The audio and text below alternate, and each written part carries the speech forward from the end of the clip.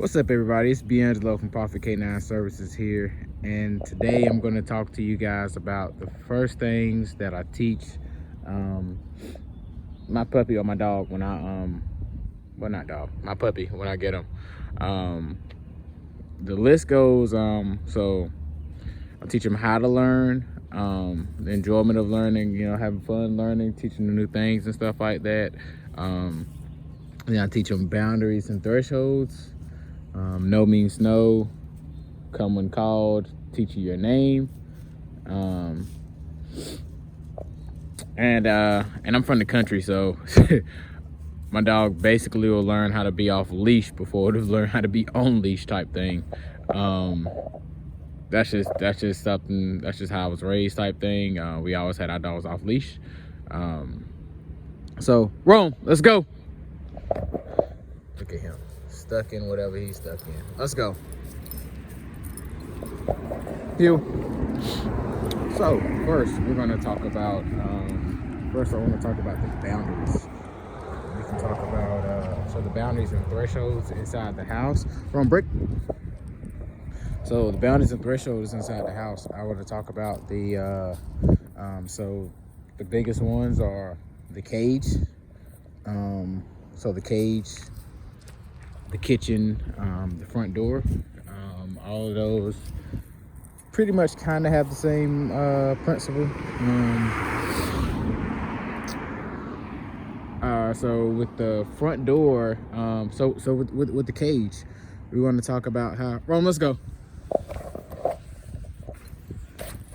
So with the cage, we want to basically talk about how.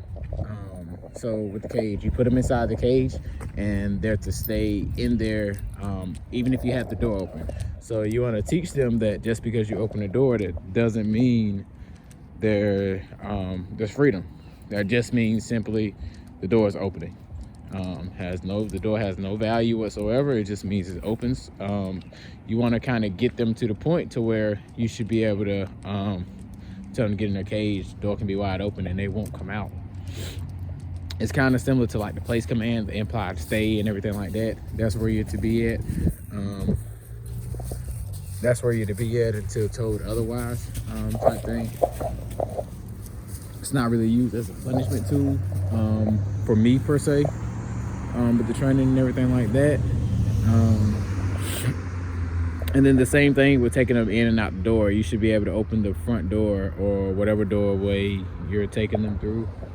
Any doorway, you should be able to open it up without them darting through before you.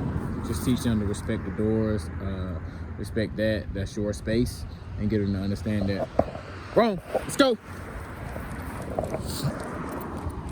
Why you keep getting stuck in that spot every day?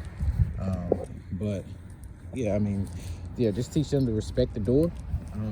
Let them know that, hey, this is my door. You don't go out there until I tell you to go out there. And that little things like that, that'll translate to when the pizza man comes, and you get the pizza, and the door happens to open. The dog's not going to dart out there just to go and try to run and meet the pizza guy. Greet him, say hi, bite him on the leg. Whatever. But yeah, the dog's not gonna dart out there and go do that type thing. So the other boundaries that I have in the house are the couches and the beds, and then the kitchen. You're not to be in either one of those or on either one of those things unless you're invited. So you have to have permission to go. So the kitchen. So with the kitchen, Rome always stops. He'll stop at the edge of the kitchen. He knows it doesn't matter if company comes over, our company's in the kitchen and they're talking to him and they want him to come through. It doesn't matter. So if they have company or anything like that, and the company tells him, hey, Rome, come get in the kitchen, blah, blah, blah, he's not gonna go. Plain and simple.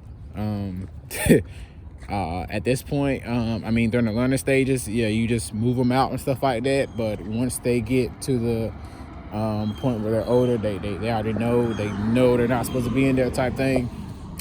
Instant correction, move them out, and then you go from there. So since I brought up the corrections and everything like that, you cannot discipline a puppy for something they do not know better. No, they don't know better to do type thing. So you can't give them a correction. So say if you take your puppy home, get the potty training per se. So say if you're taking your puppy out for the potty training, and we're not taking them out. The dog's in the house and they happen to pee. You go and you push their nose in it, like, you know, some people say push their nose in it, pop their nose, go in, pop their nose in it, and stuff like that. Push their face in it, whoop them as soon as they do it. Like, you know, all the different stereotypes people have and all the different things people say and everything like that. No, that's further from the truth. You do not need to do that. You're just setting yourself up, setting you and your dog up for failure. It's setting up a bad relationship. The way I approach it is you take out your dog, say if you got an 8-week-old dog, the rule of thumb is for every month you add one. So 8 weeks is 2 months, so you want to add one to that. They should be able to hold it for a maximum of 3 hours, give or take. This is just an estimate. This is not anything that's set in stone type thing. This is not anything that's like set in stone. It's guaranteed for every dog to do. Different things like that. On break, some dogs can hold it more, some dogs can hold it less, type thing. But in order to get around that, I simply just take them out during the day. I'm taking them out every hour on the hour or every hour and a half, while I'm with the dog. And as soon as they when I go outside, I don't say anything to them. I simply just let them be. As soon as they start to pee or poop, I simply say use the bathroom or go potty, whichever command you want to use. I say use the bathroom, so I simply say use the bathroom, and then as soon as they do it, I'm telling them to use the bathroom, and then I mark it and reward it with a treat.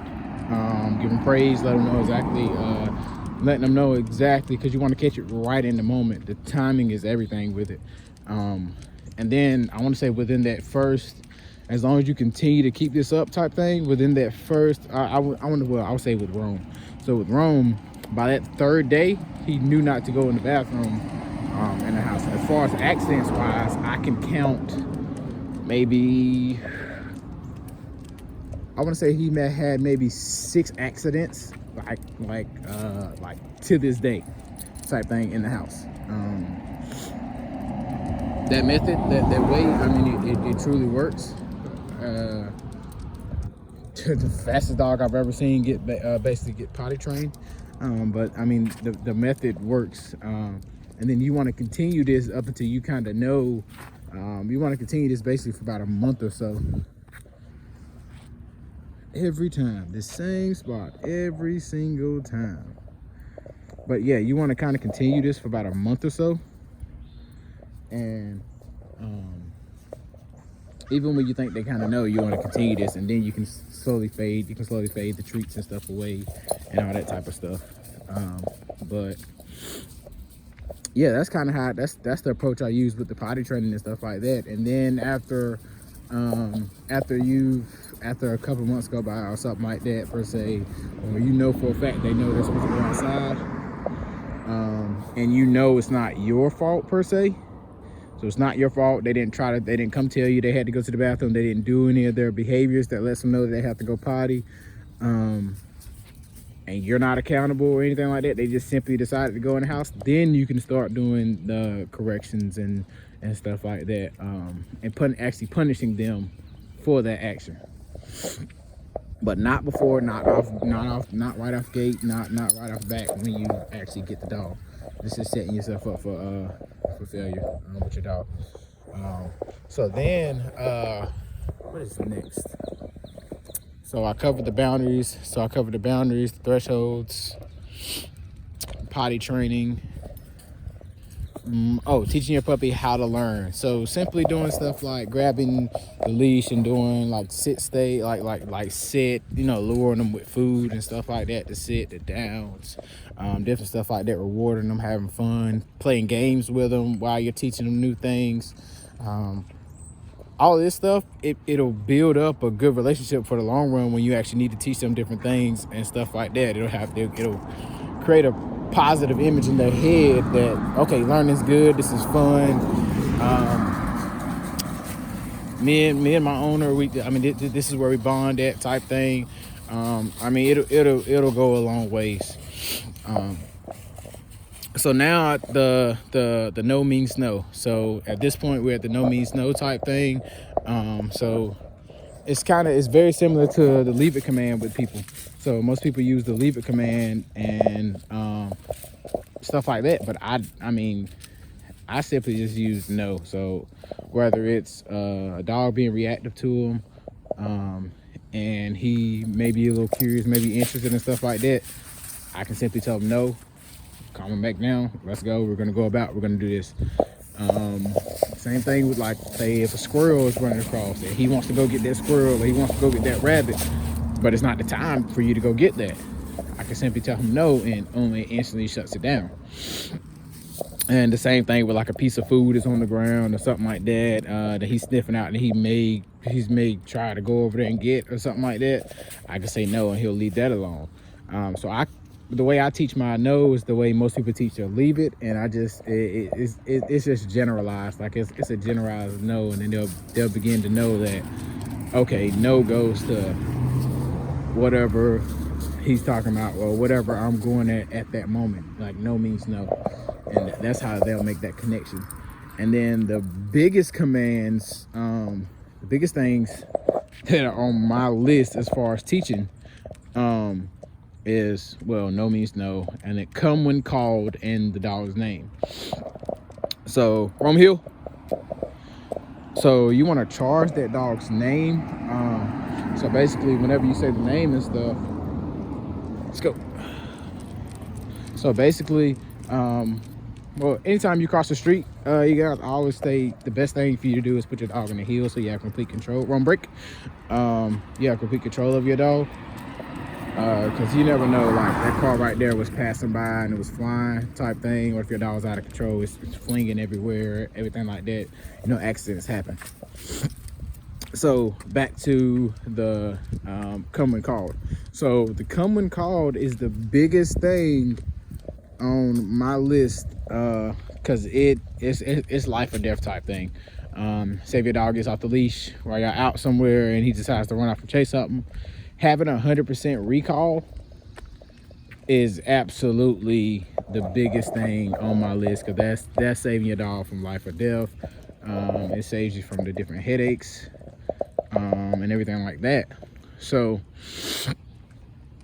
yeah, that is the biggest thing. So teaching them to come, they come back to you, you reward them and everything like that. The more you do it, the more you turn it into a game and stuff like that, and the next thing you know, it becomes more reliable. But the biggest thing is after you actually teach them what that command is, and you add more distractions and stuff like that, and they can do it around those just different distractions and stuff like that, when they choose not to come back to you when called, you have to go and force them to come back to you. Let them know that they do not have an option. That is the absolute biggest thing.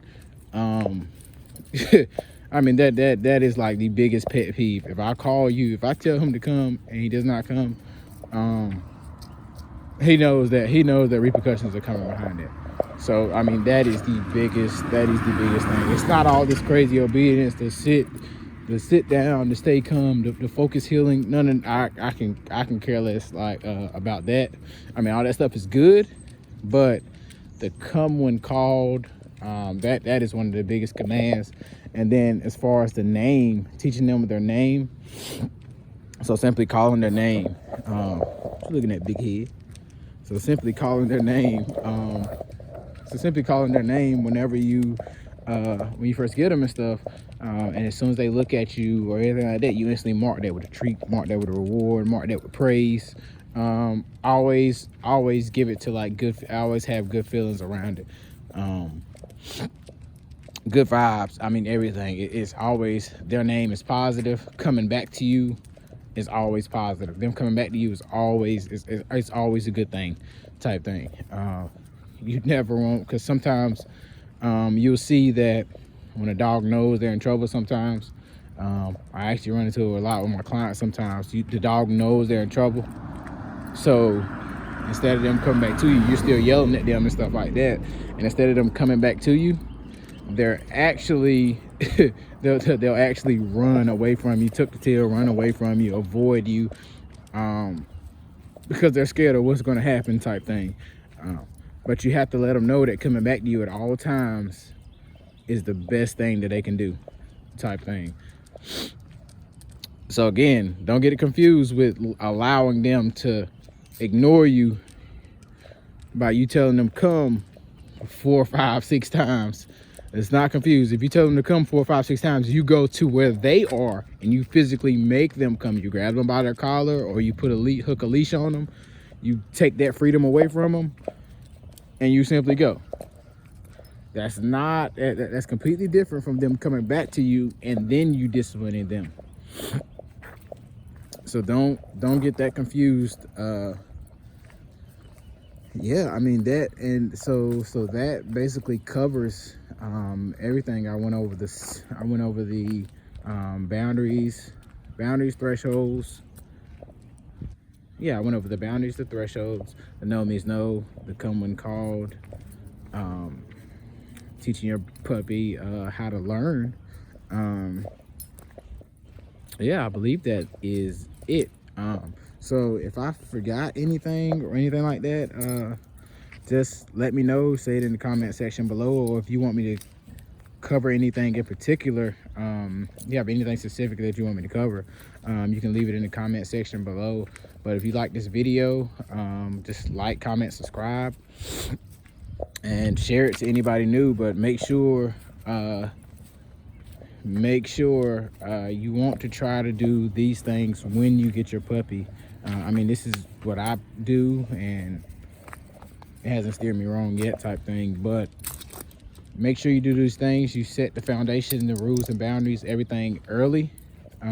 So then you're not playing catch up. You're not fixing bad problems. You're preventing the bad problems, and you're establishing a relationship from the jump. So that's the biggest thing. I'm going to leave you guys off with my quote of the week. Quote of the week is, for a committed man, 100 failures equals, hold on, wait.